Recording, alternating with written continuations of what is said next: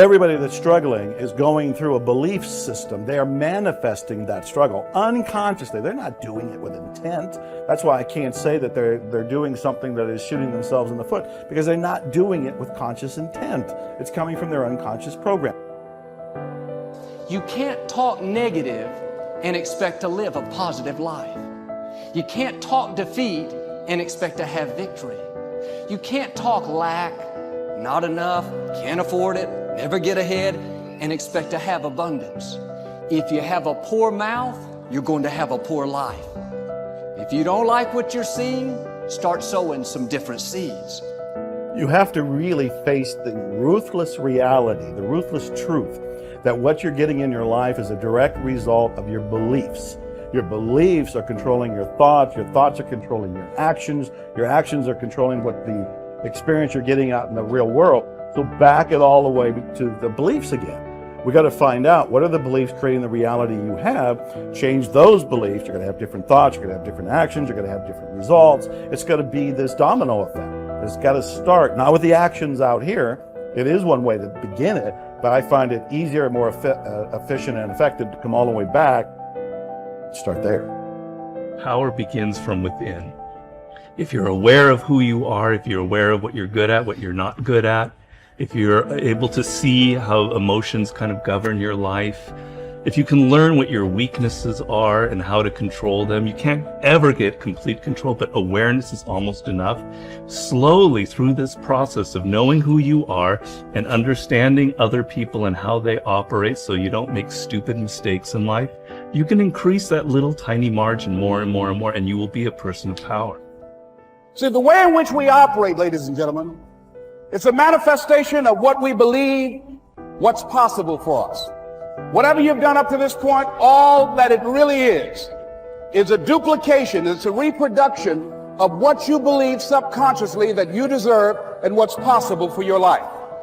Most people operate out of their personal history, out of their memory, things they've done, things they've experienced, things they've seen, things that they have observed.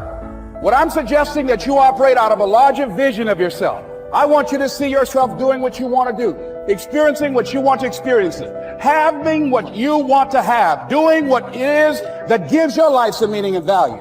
Operate out of your imagination, not your memory. Because whenever you look at where you want to go, I'm wanting to warn you, you will have some conversation back here after you go through the data that you've experienced in life saying you can't do it. And so what you want to begin to do is ignore that inner conversation. Start putting the right things in. Now, we live in a time in society where there's so much great information, whether it's a podcast, whether it's inspirational interviews, whether it's books or the lives of some of the people we looked at earlier.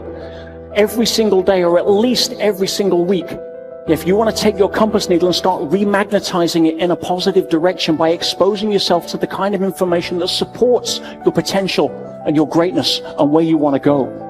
Now, there's no excuse for not being able to do that now in a society where it's so available. But if you're not choosing to do that, by default, you're going to be hooked into somebody else's agenda. If you don't start filming as the star of the movie in your life, by default, you're going to end up as a film extra in somebody else's. Remember this, you're the lead character in the story of your life, and the person who controls that script is you and your God. And at any point, you can decide to step into a new chapter. You can step in to be a whole new leading character. All you can be responsible for is yourself. Your starting position is, right, you have to evolve with the different situations that are presented to you. And my experience is, if you do that, the rest will happen. The people around you will be raised naturally. Understand that? Like if you bring anger into a situation, imagine a household where everyone's always fighting. If all of a sudden somebody's not, and somebody's bringing understanding and love, that's all they have to do. It will change things, right? But you can't sit there and say, I won't change it until everybody else does. You know, I'm going to protect myself. That doesn't work. That doesn't work. That's the chicken and the egg. Right. So that you're asking, I'm just so surprised. You're asking such big things, all right? It's like, can it be better? Of course it can be better, but it requires that everybody work on themselves. When you saw this depressed thoughts coming in, or these self-sabotage thoughts coming in, what did you shift it with affirmations, with different thoughts? What did you start to say? It was just the awareness, that, as I said, the very first stop light where I started all of a sudden listen while I'm waiting for the light. It was like the first time I tuned in and go, what the hell are you thinking? That was the most important thing, because then the habit of not going there anymore, starting to realize, this is why am I thinking this negative thing? Turn around, make a positive statement right now, because that negative one is taking you on and just a repetition of this behavior become habitual. So, and habits are great. Why? No effort. I love habits. Why? You don't even have to think about them. They do it automatically, So if you put in these really great habits, you can walk through the day and think anything you want, do anything you want, and your habit, if they're good ones, will just guide you perfectly through here without even being involved with thinking. That's the game. The game is, what is heaven to you? Then program that's your life. And then guess what? The 95% of the day manifesting heaven while you're not even thinking about it. And the way that you countermand the fear of failure, whenever you think of something that is fearful, you say the words which override these words. The words are, I can do it. I can do it. I can do it. I can do it. Tell your kids you can do it. Tell your spouse you can do it. Tell your friends you can do it. Tell people who are looking at a new challenge you can do it. Start a business you can do it. Call on a big customer you can do it. Just tell people you can do it, because every single time you reinforce somebody else, you reinforce your own courage. What is the word encourage? It is to instill courage into.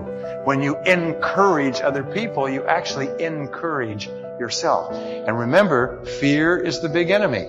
Our job is to get rid of this fear of failure. This fear of failure that holds us back and paralyzes us. Imagine if you weren't afraid of anything in the whole world, what a difference it would make. Imagine if you were guaranteed a success in anything. If somebody waved a magic wand and said, whatever you do from now on, you'll be successful. And you went out here and you could do anything, call on anybody, go anywhere, start anything, try anything, and you'd be successful. We don't realize how much of a role fear plays in our life until we think what we would do if we didn't have any. The brain is made up of two types of cells, neurons and glia, and it's pretty much complete at the 8th month of pregnancy, with twice as many neurons as the adult version.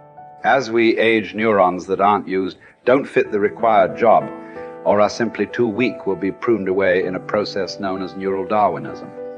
Therefore, the assumption is that as we age, our capacity to learn and retain information diminishes. But it's not true. If you don't use your brain, then of course you will lose it, but that has nothing to do with age.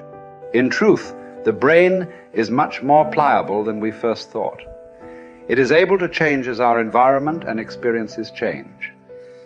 We can learn, and more importantly, unlearn, whenever you carry out certain behavior or think a thought, a neural pathway is created.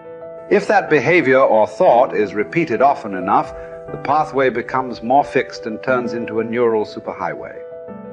When those superhighways are positive, it's great. If not, they can be very destructive, but they can be dismantled. Your brain has amazing plasticity. Did you know, for example, that the brain can retrain idle networks to carry out new tasks? People who have suffered brain damage have been able to retrain other parts of their brain to do what the damaged part used to do. And this basic plasticity remains, regardless of age.